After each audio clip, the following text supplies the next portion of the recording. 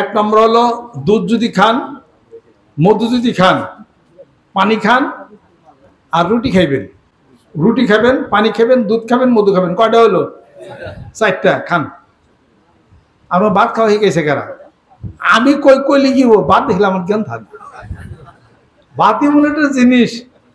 হ্যাঁ, গরুর গোস্ত কষি নাইলে গরম ভাত একটা পেঁয়াজ হলে লাগে কেরা এটার লোক। ইয়ার তো স্বাদ আর কি আছে।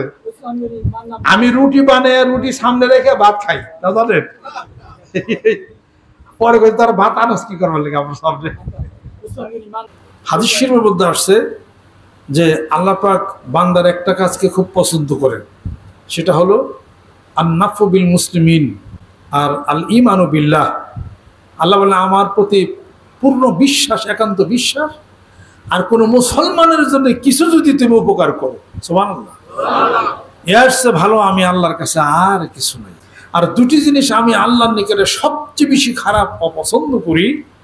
এক নম্বর হলো আদ-দাররু বিল মুসলিমিন, কোন মুসলমানকে কিছু ক্ষতি করো হাত দিয়া, মুখের কথা দিয়া, ভাষা দিয়া যদি করো, এবং আশ-শিরকু বিল্লাহ, আমি আল্লাহর সাথে শিরক করো, এর চেয়ে খারাপ আমি আল্লাহর কাছে আর কিছু নাই।